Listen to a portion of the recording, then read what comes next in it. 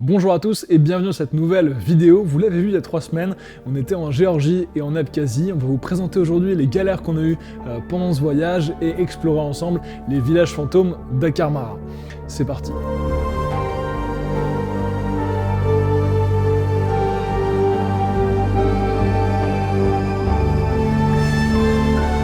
Ça faisait quelques temps qu'on voulait aller explorer ces villages fantômes en Abkhazie. Je pense qu'on a tous vu les mêmes images sur internet, c'est très impressionnant. En se renseignant un peu sur la zone, on se rend compte qu'elle est déconseillée, qu'apparemment il y a des milices qui t'arrêtent, des islamistes radicaux dans les montagnes. Bon, c'est une zone rouge, mais l'Ukraine c'était pareil quand on y était, et c'était pas la mort. Et donc on arrive finalement à Koutaïssi. Koutaïssi en Géorgie, qui est à plus ou moins une centaine de kilomètres de la frontière. Là tu vois, ce qui est cool dans ces pays, c'est vu qu'il n'y a pas 400 000 antennes 4G, il n'y a pas d'interférence. C'est un plaisir à piloter, du coup, t'as pas des pertes de signal improbables.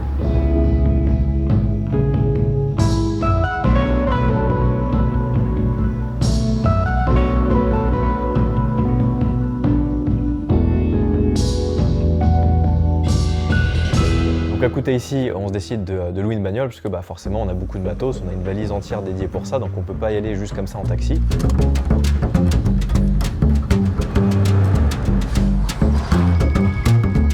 Bon, faut que je vous explique un peu où on en est. C'est un peu la galère. Donc là, on est arrivé hier de nuit en Géorgie. On a dû trouver une voiture, la louer. Donc là, on est dedans. C'est un peu la galère parce que les routes en Géorgie, c'est ghetto. Il y a des trous, il y a des vaches. Les gens, ils conduisent comme des schlags. Donc c'est un peu l'aventure. Mais surtout, là, l'objectif, c'est d'aller à la frontière abkhaze pour aller en Abkhazie. On vous expliquera un peu les enjeux de pourquoi c'est compliqué. Mais là, on peut pas y aller avec ce véhicule. Il va falloir se rapprocher, trouver une manière d'y aller à pied, de traverser. J'espère que ça va le faire, là on n'est pas encore sûr. En tout cas, on a tout ce qu'il nous faut. On a une carte SIM, on a un premier véhicule pour la suite du voyage, on a du courage, on a tout ce qu'il nous faut. Donc là, il n'y a plus qu'à et on espère que ça va le faire.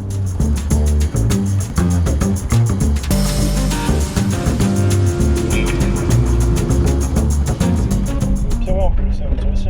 Si tout le monde laisse sa voiture là, je pense que c'est pas exprès. Quoi ? On prend juste nos papiers. France.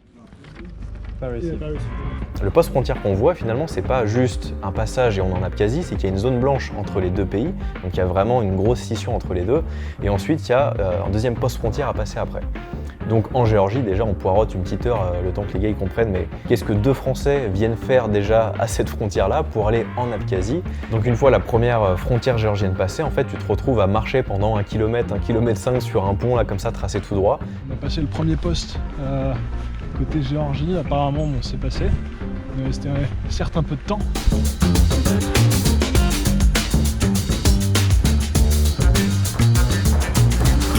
Avec des barbelés, il y a des militaires qui sont armés, alors que côté géorgien, c'était plus des policiers avec des pistolets. Les mecs sont pas commodes, ils te regardent mal, ils parlent forcément en russe, donc en termes de sonorité, c'est pas une langue qui te dit bienvenue.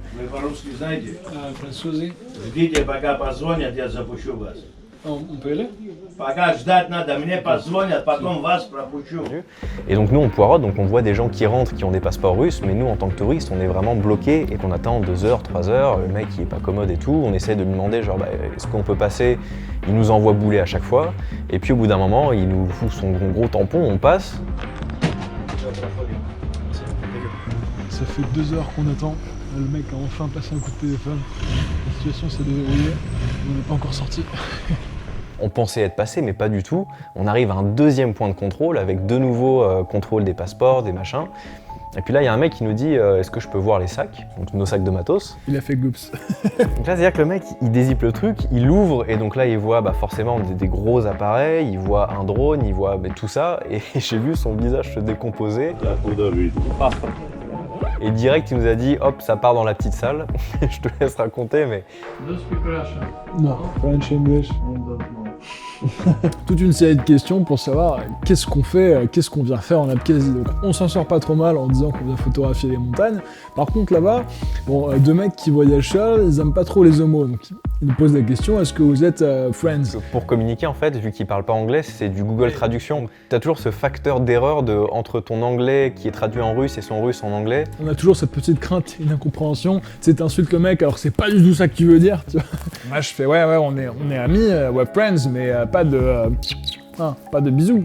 Je sais pas si le fait de préciser c'était pas... Mais surtout que dans son interrogatoire, c'est qu'il y avait vraiment des questions de plus en plus précises, où il a vu dans le passeport qu'il y avait des tampons ukrainiens, et donc forcément l'Abkhazie est plutôt rattachée à la Russie, ils sont vraiment pro-russes, Vous savez que l'Ukraine et la Russie, il y a des gros soucis entre ces deux pays. Donc quand il a vu ça, il nous a dit mais qu'est-ce que vous êtes allé faire en Ukraine? En У вас есть отметки. Dans quel but avez-vous fait cela? Dans le même but, pour faire des photos. On finit par rigoler avec le mec et on peut partir. Il faut que j'apprenne le russe. J'ai besoin de savoir le français. Il faut venir à Paris, alors. Ça marche vraiment bien cette traduction. Je pense que ça aurait pas été pareil avec un mec de l'ancienne école, celui qui justement nous a fait poireauter, qui avait l'air beaucoup moins sympa. On prend un taxi, le mec essaie un peu de nous arnaquer, mais j'imagine que c'est une coutume. Le problème, c'est que là, on se rend vite compte que rien n'est référencé sur Internet et que trouver un loueur de bagnole, ça va être une vraie galère. Sur Google, je trouve aucun loueur en Abkhazie, donc je commence à envoyer des messages sur Instagram aux gens, donc je check les gens qui ont été tagués sur des publications en Abkhazie, et je fais mon stalker, tu sais, je leur envoie des gros messages en mode ouais, est-ce que tu connaîtrais un loueur par hasard en Abkhazie, parce que je suis francouse et j'en cherche un. Et donc là, plein de gens hyper cool qui m'envoient 2 contacts, donc sauvé. Et par contre là, on a essayé de la jouer fine, c'est-à-dire que le mec, on lui a pas écrit en anglais, on lui a écrit en russe, et tout de suite ça passait beaucoup mieux. Donc le mec accepte de venir nous louer à 7h du matin, mais quand le mec apprend qu'on est français, ça a l'air de poser quelques difficultés parce qu'il n'a pas le droit de louer aux étrangers. Donc avec un petit bifton, ça passe mieux. Nice to meet you, Arthur. I'm Paul. Quand tu passes la frontière, t'as 2 jours pour aller à Soukoum récupérer le visa. Mais on a une plaque Abkhaz. Ça, c'est cool. Donc, là, il nous montre comment faire de l'essence. Tu es chez le pétrole et tu vas le raffiner toi-même.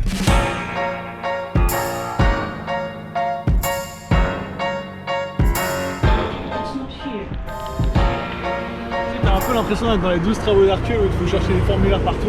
L'adresse qu'ils donnent sur leur site n'est pas la bonne, à part que c'est fait exprès.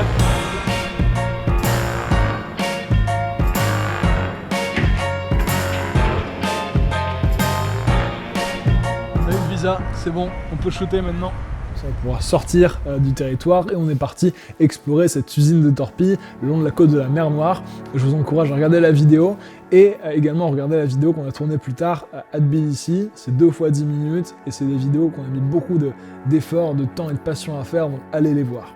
On part donc vers Karmara. Donc là, ce qu'il faut savoir sur les routes géorgiennes, mais surtout abkhazes, c'est que c'est le bordel. C'est-à-dire que c'est des voies qui sont toutes petites, les gens ils roulent comme des porcs, et tu as surtout des vaches, des chevaux qui dorment sur la route, qui traversent la route, enfin eux c'est vraiment les rois. Donc tu dois esquiver à la fois les trous, les animaux, et puis même les utilisateurs, donc c'est vraiment la galère. Tu roules, et d'un coup tu tombes sur des pépites abandonnées comme ça, qui sont référencées nulle part, et tu as des spots d'urbex qui sont juste complètement dingues, comme ça à portée de main au bord de la route, prêts à être explorés. On arrive aux abords d'Karmara, donc pas sur les hauts plateaux dans les villages, mais plus en amont, donc là où il y avait vraiment toutes les usines, les centrales électriques, etc. Et donc là c'est très impressionnant parce que tout est figé dans le temps, tout est détruit, il y a des pans de murs entiers qui sont complètement effondrés. On s'est arrêté en bordure de route, on est là à la gare de Dvarkeli, absolument détruite, ça devait être une très belle gare. De 1992 à 1993, des conflits sanglants opposent l'Abkhazie à la Géorgie dans une lutte pour l'indépendance. À Dvarkeli, un des épisodes les plus violents du conflit a lieu. La ville est assiégée par l'armée géorgienne pendant 412 jours. Évite de nous redécrocher un morceau de mur, s'il te plaît. Je sais pas si vous voyez sur quoi je progresse, mais ça m'a l'air totalement détruit.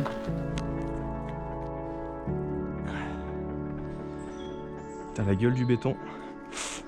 L'escalier dans un piteux état, en vrai. La centrale de Dvarkeli est bombardée dès les premiers jours, privant ainsi d'électricité la vallée entière. La Russie apporte une aide humanitaire et militaire à l'armée abkhaze, sans jamais toutefois reconnaître sa participation dans le conflit, malgré les nombreux avions de combat russes abattus durant la guerre.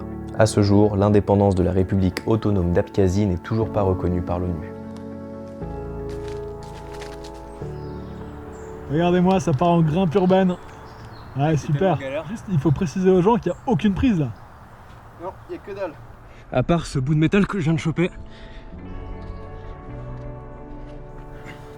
Allez. Ouais.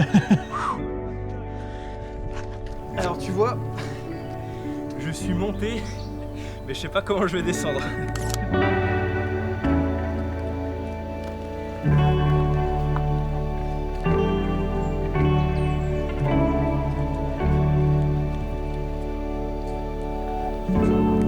Ça va de l'extrême. J'ai connu Pierre. En Afghanistan. pas Vitry, mec. C'est pire que Tchernobyl. Bon, on est au milieu de la deuxième centrale, c'est hyper impressionnant en fait. Tout ce truc-là, on se croirait presque à Tchernobyl dans le réacteur numéro 4. On voit à quel point la guerre en fait a complètement détruit tout l'ensemble et puis il y a des énormes structures effondrées. Tout est en train de se casser la gueule, mais c'est vraiment assez ouf. Les gens qui vivent encore autour se réapproprient ces zones et finalement vivent à moitié dedans. Donc c'est un feeling très étrange. C'est à la fois complètement détruit, mais il y a un petit peu de vie avec les gens qui essayent de rester, de reconstituer un peu les choses. Donc c'est vraiment gigantesque, c'est quand même une atmosphère assez pesante parce qu'il ne faut pas oublier que le conflit est récent, donc il y a une forme de respect à avoir par rapport à ça. Ça c'est positif, les gens commencent à réhabiter ces zones-là, à retourner vivre à l'intérieur.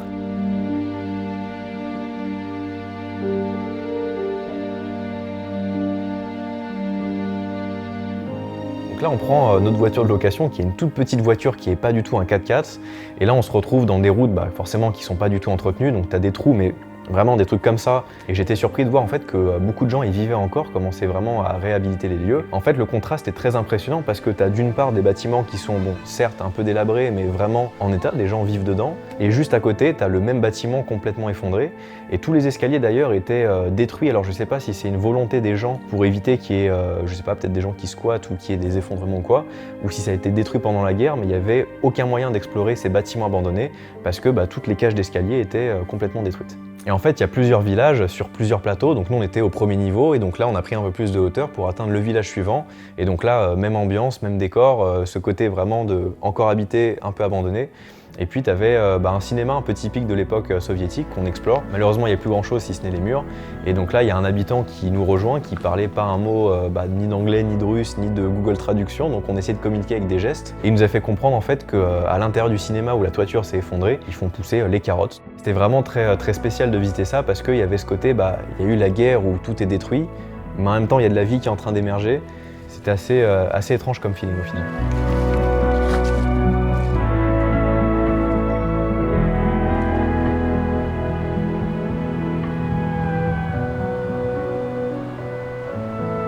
Le soleil se couche, on termine les derniers plans drone, on doit se retaper forcément la descente de la montagne dans ces routes complètement défoncées. Heureusement, ça se passe bien, la voiture va bien. Le lendemain, on la rend à notre loueur russe qui a l'air content et satisfait de l'état de sa voiture. Donc tant mieux, il n'était pas au courant de ce qu'on a fait avec. Et donc là, on repart à la frontière Abkhazie pour retourner en Géorgie et récupérer notre autre voiture de location qui est attendue. Et donc là, la frontière, on s'attend forcément à attendre comme à l'aller 5-6 heures, donc on prévoit vraiment large sur le timing. C'est passé assez rapidement, on est repassé en Géorgie. Bon là, en Géorgie, c'était vraiment free to play, c'est allez-y. Ce passage du pont, je le trouve stylé, comme passage de frontière.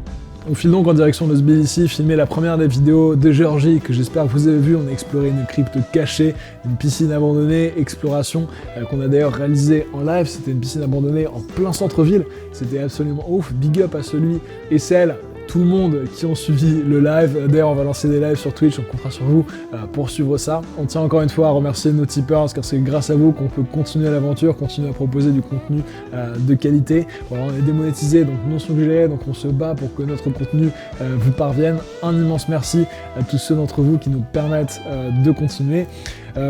Et puis surtout, en fait, ça nous permet de produire un contenu qui nous plaît, qui vous plaît, sans être dans une course aux vues, une recherche de concepts buzz qui nous permettra d'être à nouveau suggéré. Enfin, bref, en tout cas, nous, on peut se concentrer sur la création, s'éclater comme ça. Un immense merci à tous ceux qui nous soutiennent. Ce qui nous amène donc à la fin de cette vidéo. J'espère que ce format entre explication historique et exploration, ça vous aura plu. Pensez à nous le dire en commentaire. Entraînez-vous bien, portez-vous bien et on se voit jeudi prochain. Si on vous manque, c'est juste là. Voilà.